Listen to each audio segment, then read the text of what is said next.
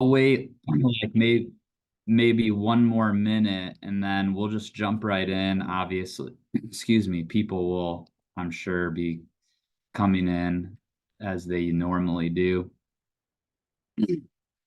Um, what actually, I'm gonna grab a drink here real quick. Give me 30 seconds. And we'll get rolling.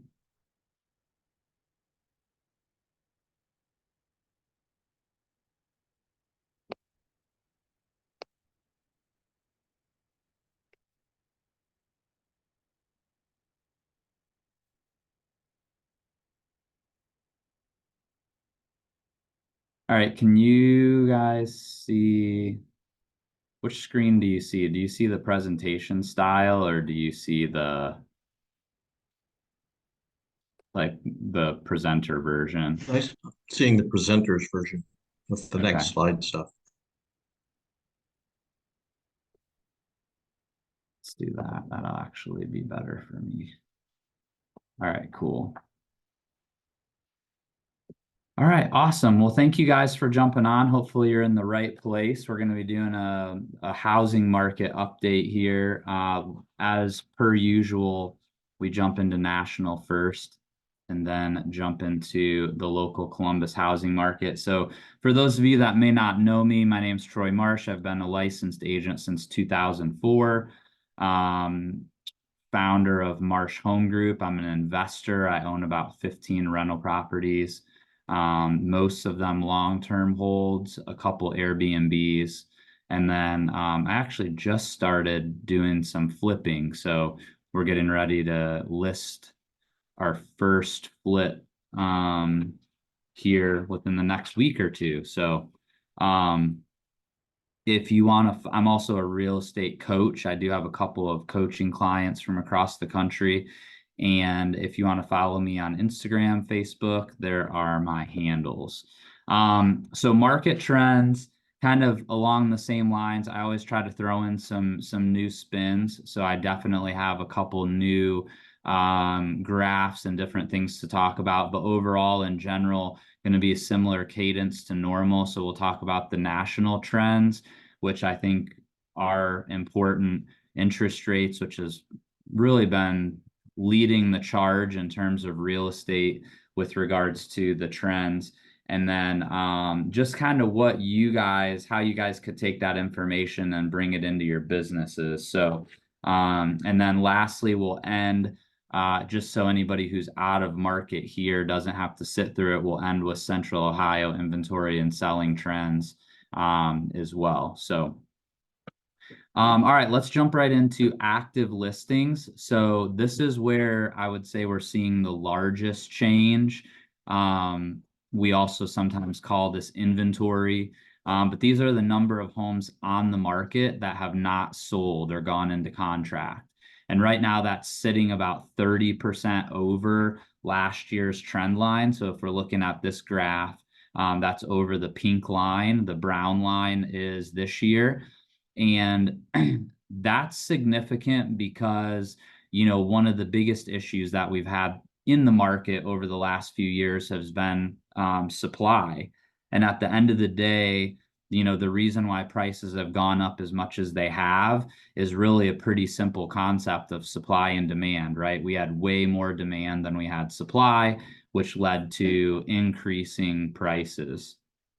Um, as we see the inventory kind of trend back towards the pre-pandemic levels, we would anticipate that we're going to fall back more into a normal appreciation trend line, which would typically in a normal year pre-pandemic be kind of in the 3 to 5%. I think nationally, over the history of record keeping, it's something like 3.5% year over year appreciation, which kind of gives you, if we think about this in terms of what the Fed likes to see in terms of inflation is around 2%. So if you're at 3.5%, real estate is appreciating about 1.5% over what, you know, regular inflation of everything else is. So, so that's kind of where, if we continue back to that trend line, where we would expect to be.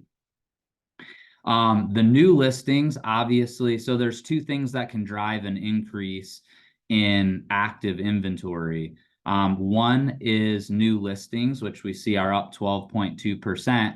But when active inventory or available inventory is up by 30%, but the new listings are only up by 12, that probably means that we've had a drop in demand of some percentage as well.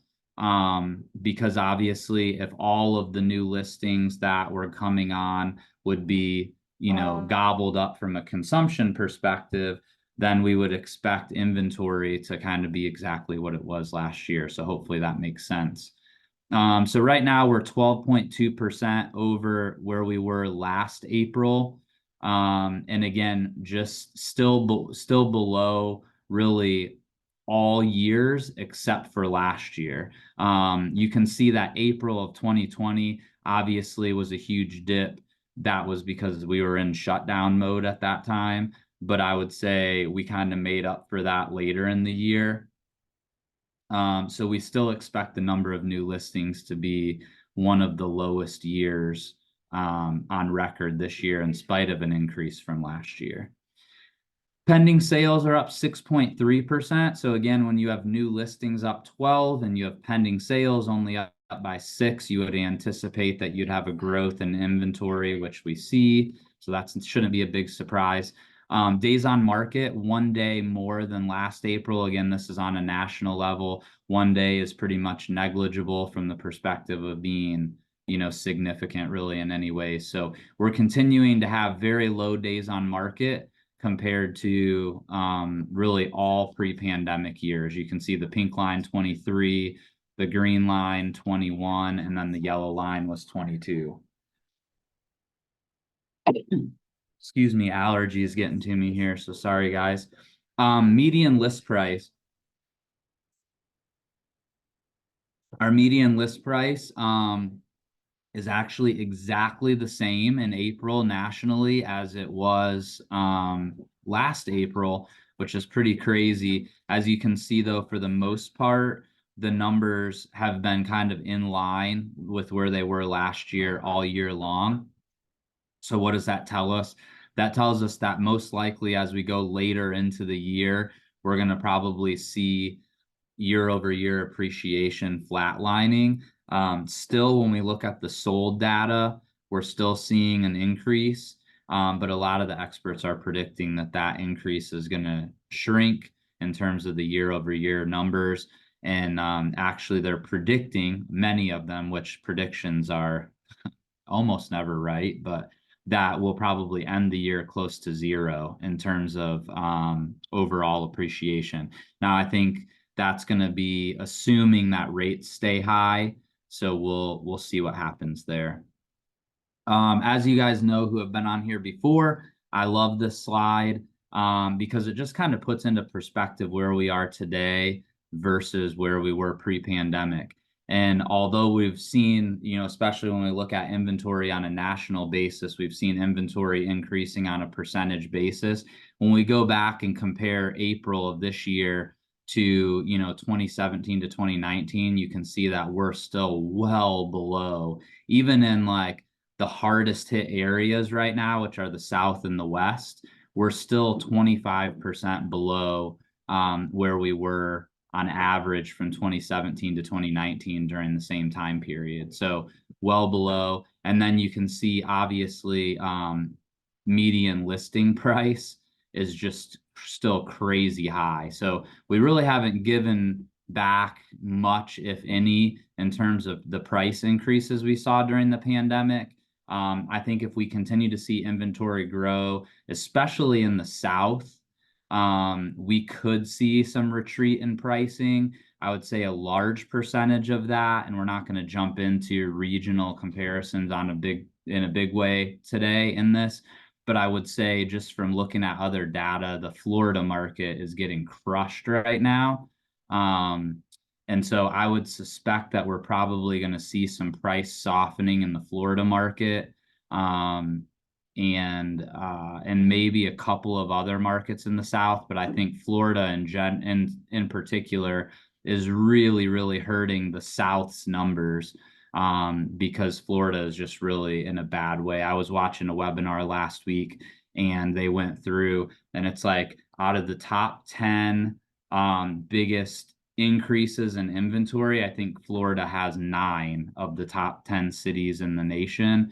And so I would expect that most of that is, or a lot of that is coming from Florida. So when we look at year over year increases in median list price, it kind of shows all of that. But interestingly enough, the Northeast continues to have the lowest inventory of anywhere. And then they've also still continued to see, again, supply and demand, very simple. They have the biggest imbalance. And so they're seeing the biggest increases in prices still. So we'll continue to keep an eye on that. All right, interest rates, they've been the news before. They're still the news now. We can see the good news that happened over the last couple weeks is that we had, since back in kind of that early December timeframe, we had seen a pretty tight range between 6.5% and 7% interest rates. And then at the beginning of April, which we'll look at this data again in a second when it comes to showings, but at the beginning of April, we saw those rates pop back up closer to 7.5 average. And we saw the market kind of be impacted by that, even though it was springtime. And then now here in the last week, since the CPI data and then worse than expected employment report a couple weeks ago, we've seen that number fall back closer to 7. Now, over the last couple of days, we've given back a little bit of those gains, which aren't yet showing up on this chart, but still we're right around the upper 6s, low 7s for most lenders locally that I've talked to, and certainly on a national level as well. This doesn't have a ton. There's not a lot to talk about with builders other than the fact that they're not in a huge hurry to solve the inventory problem.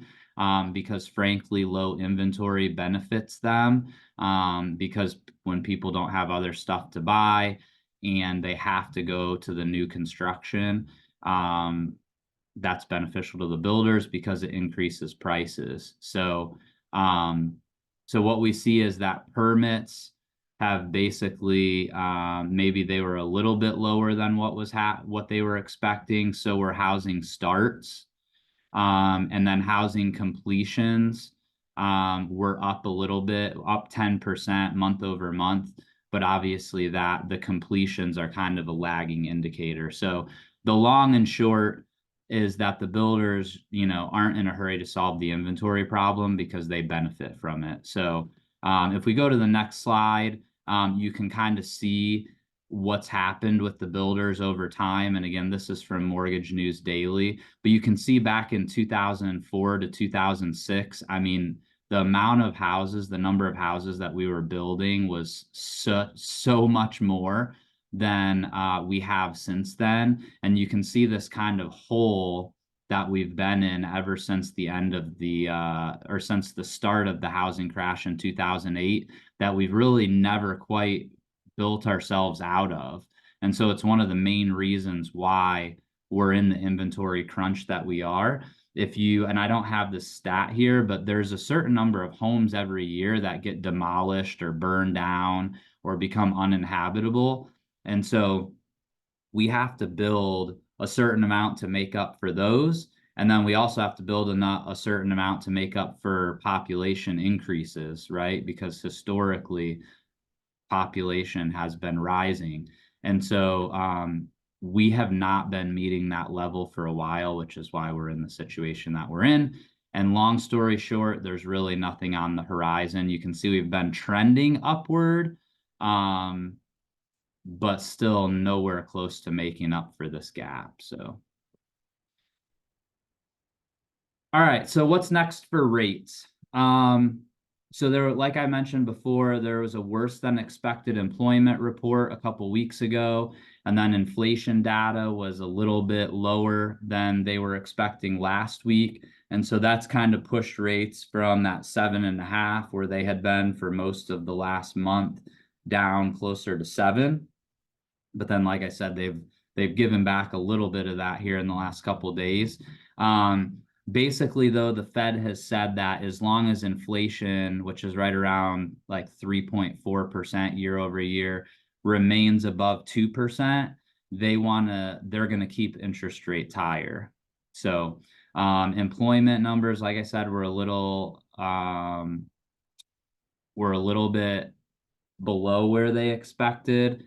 But really nothing crazy showing recession yet. And actually, I apologize, but it looks like I did not update the bottom of this slide for some reason. I remember updating the top and I missed the bottom. So I'm just gonna don't pay attention to what the words on here say, but employment was lower than expected a couple weeks ago. And then, like I said, inflation was very close to what they expected, but a little bit lower, which stopped a trend of like I think 3 months in a row of above expectation inflation. So those two things that have happened over the last 2 weeks have been very good for rates, which is why we've seen some improvement. Really, the Fed and the market want to see that continue. So, um, recession, we talk about this every month. It has been kind of waffling back and forth. And I would say it went from being most likely no to back to a split decision. Um, and the reason for a split decision is that we're starting to see the impact on certain sectors of the higher interest rates. We're starting to see less investment in business, which will make employment have more downward pressure on employment, which typically results in, wages staying a little bit more flat. And so we'll see if they allow that to happen to the level where we see unemployment start to tick up in a major way. Unfortunately, historically, the information doesn't show up in the numbers until it's kind of too late. And so if we see a really big drop off in terms of employment, we'll probably see the Fed act pretty quickly. But if it continues to be kind of same as usual or just stays steady, we may see higher rates for longer. So that all remains to be seen. But I think the longer we stay at higher rates, from everything I've been reading and studying on past happenings, that most likely the longer rates stay higher, the more likely that we're going to go into some sort of recession. It's probably not going to be a really bad one. And frankly, we're in a recession right now when it comes to real estate because sales are so low. But the rest of the economy could dip into one, if employment numbers go down quickly. So but in general, as we've talked about many times, if there's a recession, rates most likely are going to go down very quickly, which is probably going to mean actually sales going up in real estate. And I was listening to something this morning, and that's actually exactly what happened during the tech recession in the early 2000s. Even though the overall economy went into a recession, real estate actually, the prices actually went up during the tech recession due to the fact that interest rates went down to try to spur economic growth. And so more people bought houses.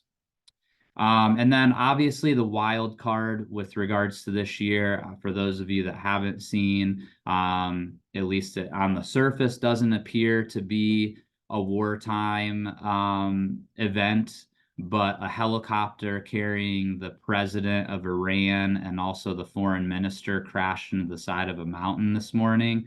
And so I know they've already publicly come out and blamed the US for our embargo on aircraft parts as the reason why the helicopter crashed. So they haven't blamed us for shooting it down or anything like that, but certainly it doesn't create stability. So I think I say all of that to say that geopolitical impacts, along with what is guaranteed to be a divisive presidential election cycle, definitely at the very least throws different spins into this conversation. Whether or not it has a huge impact on policy, who knows? But all of those things can obviously impact these conversations. So again, how do you add value to clients? I think I should probably change the title of this, because I feel like everybody's talking about adding value to the point where everyone's sick of talking about it. But I really do think talking through builder incentives, specifically around interest rates, and then also understanding your lender offerings, are going to be super important. One thing I wrote there at the end of that sentence were grant programs. I know there are definitely some very strong grant programs out there through certain lenders right now that really are game changers, especially for first-time buyers or people buying in low to moderate income tracts, as well as minority heavy areas. So those things are out there, and if you're not aware of them, then feel free to reach out. But also, you need to be aligned with lenders that are teaching you about the different products, because there are definitely some unique offerings out there. So one thing I wanted to do right now was just ask you guys, does anybody have any unique things that you're willing to share in terms of ways that you've either used this specific information or any other ways that you've had success in adding value to try, to get maybe a buyer or seller who had decided to be on the sidelines back into the game and into contract? Anybody have any success stories that they want to jump on and share really quickly?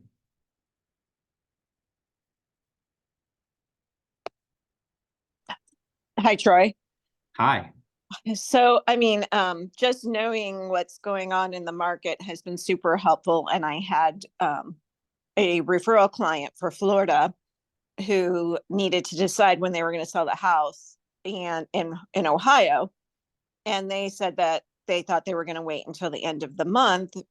And this was in March, right before March. And I said, oh, no, now is the time to list, because, what we're seeing is that this is going to be a good time to sell, because there are so many buyers out there right now. They seem to be moving again already. And, the spring is starting early or the summer, if you want to say that.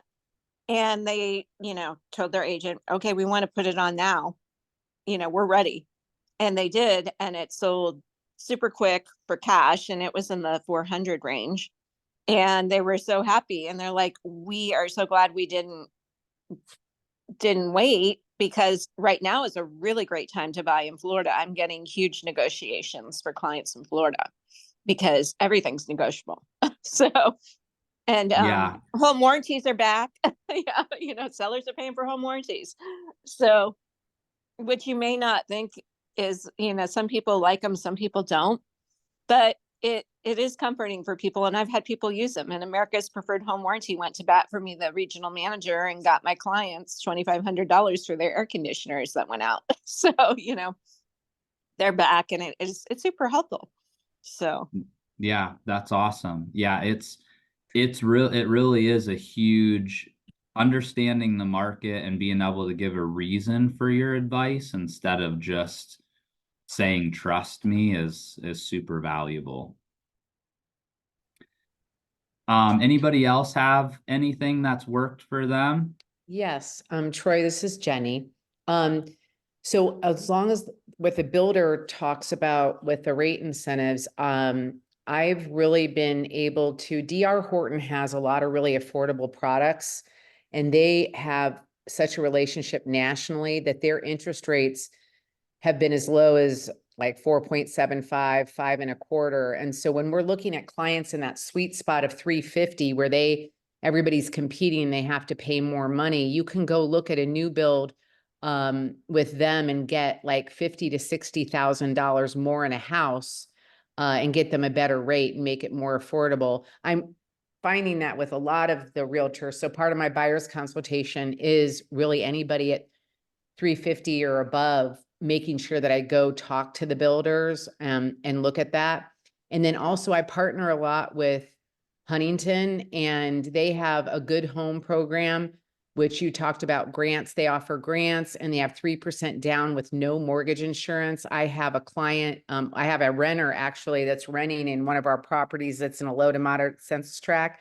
And just because he lives there and he's going to buy now and get pre-approved, he got the 3% down first time home buyer, no MI program with them. So there's really a lot of great opportunities out there. And I know that we work with a lot of, Ruoff is great. I work with Ryan and all those guys, but having a couple of lender partners, even though everybody sometimes can be anti-banks, I'm really growing my business on that. And I really encourage people, if you don't have a partner and you want one, I can refer you to someone that I'm not working with that can give you referrals, but I'm really winning on the buyer side with that. No, yeah, I threw that in here because we've recently started doing business with Park National. They have a really, really strong program, depending location-based program. And I know Huntington's always been strong in the community, but these banks are setting aside millions of dollars directed at low to moderate income tracts. And then also they have some diversity type programs for various reasons. But either way, there's some really strong stuff out there that you look at it and you're like, how is this even possible that you're able to offer this to me? It's almost too good to be true, to be honest. So yeah, if you definitely reach out to Jenny, reach out to myself. We would, be happy to help. But I think if you're working hard to create new relationships, you've probably got 3 to 5 people in your world right now that may not do something that will do something if you take advantage of one of these programs because they're that good. mm-hmm. So thank you so much for bringing that up. Anybody else have anything? I love this, that I don't have to talk the entire time. So thank you for sharing. Kendra, you're usually good for a comment. You got anything today? No? You're not muted, but oh, there you are. Your audio is not working. Oh, there, now it is. Well, I was muted and hidden because I'm eating tofu. Stacy and I just ran into something over the weekend. I had a buyer out in Mansfield, and the weird thing was we got in contract, we closed last week, but it happened to be a Columbus realtor. Old school guy, great guy, but he said, you're head to head with another offer. If you do like a $10,000 earnest money deposit, that'll probably speak volumes to the seller. And I was like, it's a $250,000 house. And he's like, well, they just want to see like that good faith deposit. So we did it. We literally got it. We closed. And then over the weekend, Stacy and I ran into one where it was a timid buyer anyway, but she had asked him what he wanted to do for earnest money, and he said $500. And the agent got back with us, mind you, an hour past our offer deadline. And Stacy and I were like, kind of like, hey, why didn't you reply? And she's like, well, it doesn't seem like he has any money for appraisal gap. And that was the hesitation. So more so what I've been finding is the psychological things about earnest money in a no risk scenario, right? This house was going to appraise, and even if it didn't, it wasn't non-refundable. It was a refundable deposit. But yeah, so that's one food for thought that we've seen over the weekend in the last month. Yeah, well, and I think to your point on that, the agent and the seller created a story, whether it was real or not, based on the low earnest money. That number one, they didn't have the money, which a low earnest money doesn't mean they don't have the money. It just means they didn't want to put it up for earnest money. And right. Then two, they created the story that that automatically meant that they weren't really serious about it. Yeah, and the unfortunate thing was that his buyer had a $30,000 401k that he could have used. And then we Yeah. were just annoyed with the agent, and the buyer was like, this doesn't feel good. If you know, she can't even text us a timely decline or receipt of offer or hey, thanks, but no thanks. Like we had to reach out to get that. So do you want to work with an agent like that? What happens if an appraisal is short or inspection? Like, are they going to work to keep it together? You know, all the things. Yeah.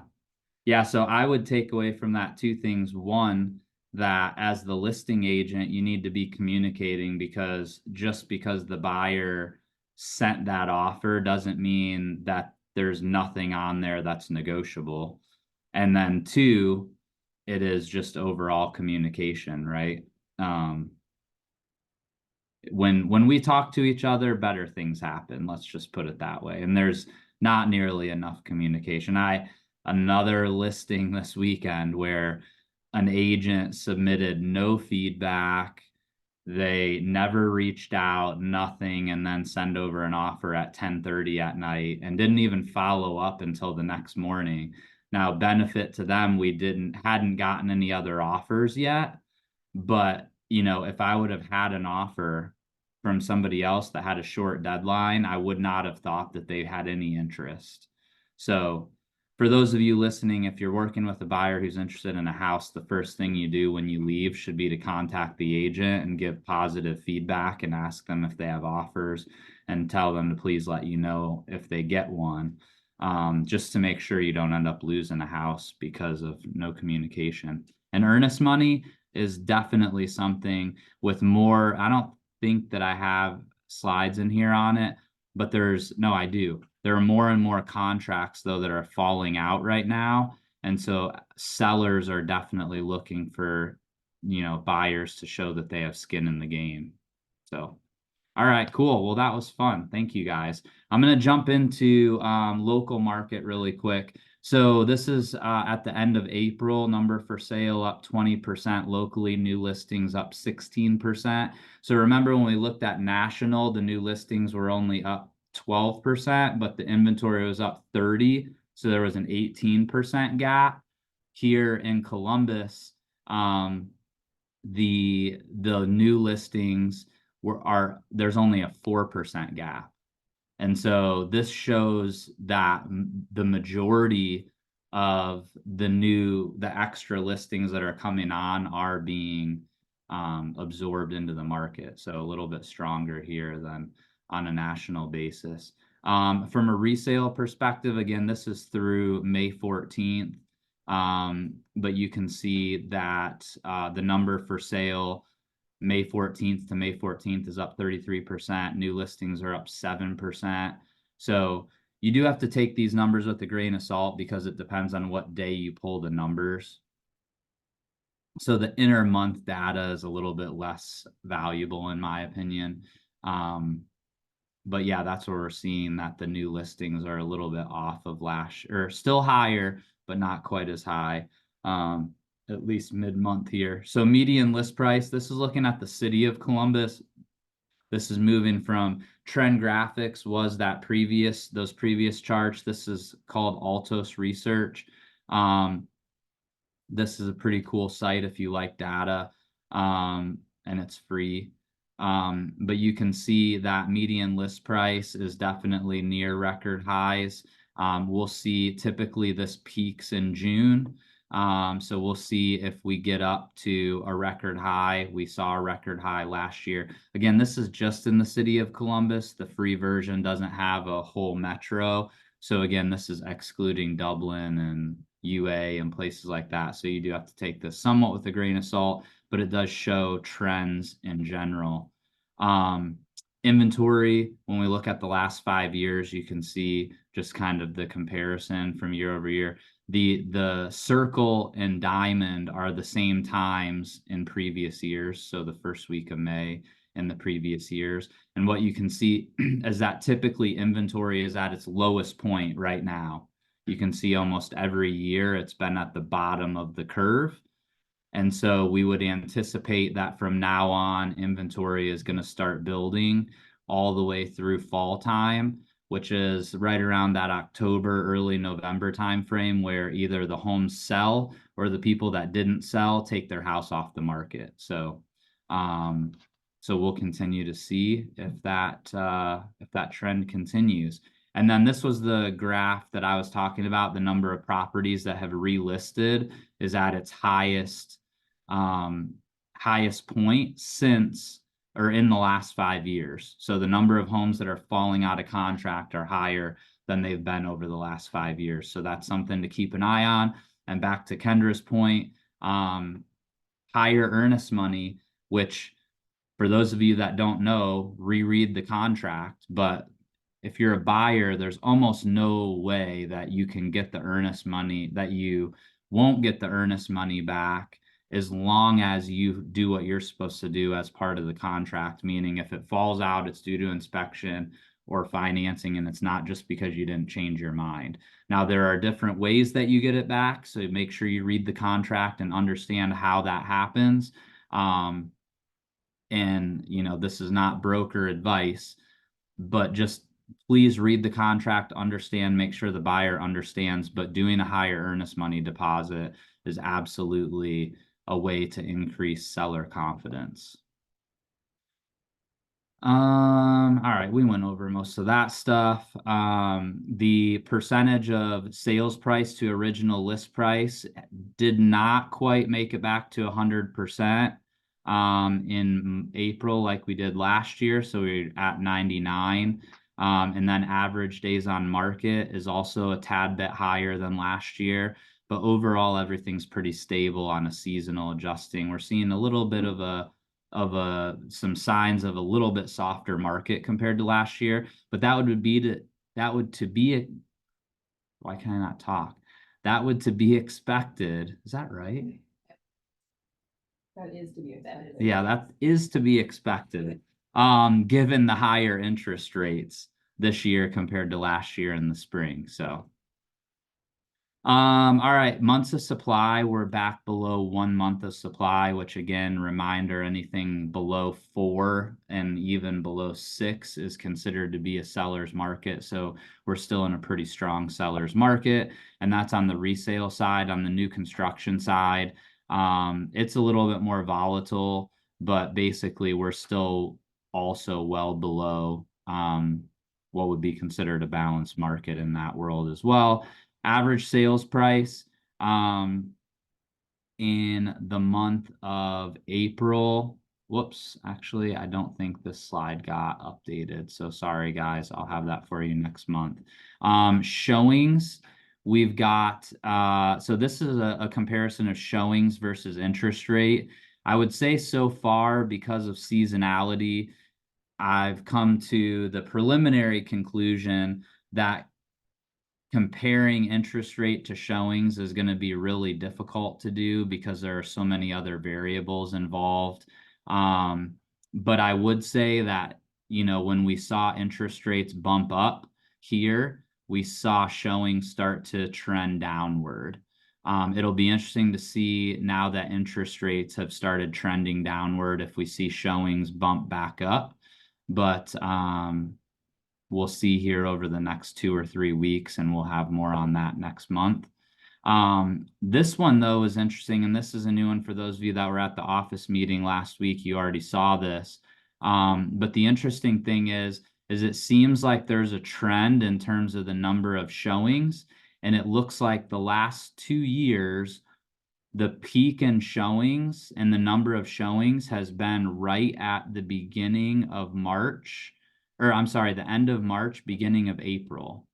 So far this year, the total number of showings in the market, this is per showing time, has decreased on a weekly basis. Now, again, what happened at the beginning of March or the beginning of April was interest rates bumped up, right?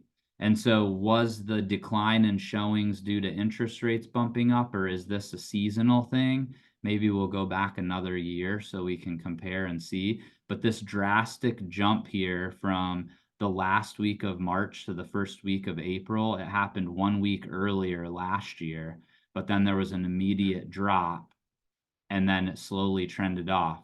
Now, what's significant about this chart in my opinion, is that this year the number of total showings has been consistently less since the rates. You see how it was kind of going in lockstep with last year.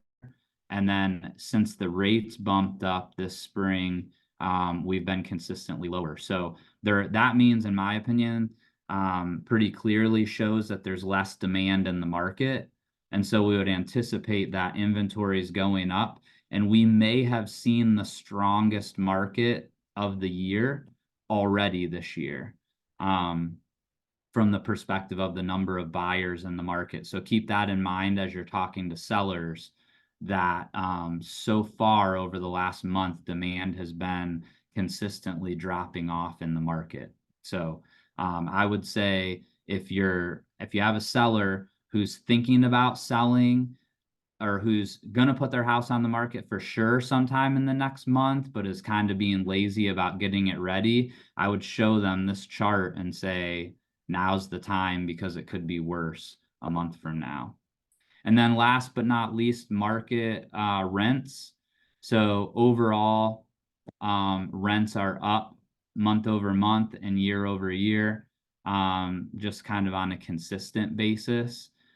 You can see so far this year, though, they've been a lot more stable than they were last year in terms of the median.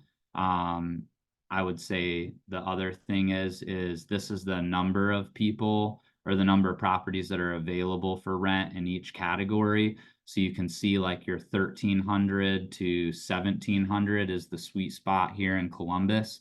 So if you're talking to an investor, I would be start to get anxious about selling them a place where rents are expected to be above like 1,500 to 1,700. Because you could see demand soften in that market, especially if we see interest rates go down and it becomes more affordable to buy a house. So that is all I've got in terms of the slides for today. Does anybody else have any questions about anything I didn't go over, or maybe a question I didn't answer in the slides?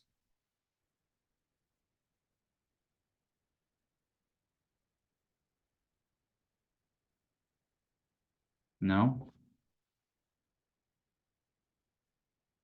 All right. Well, if nobody's got anything, I appreciate you guys coming. We'll do it again next month. And if you need a copy of the slides, or want a copy of the slides, feel free to email me at troy@marshhomegroup.com, and Allison will send those over to you, and we'll also make sure that we get you on the calendar invite as well. So thank you guys again for coming, and have an awesome day. See ya.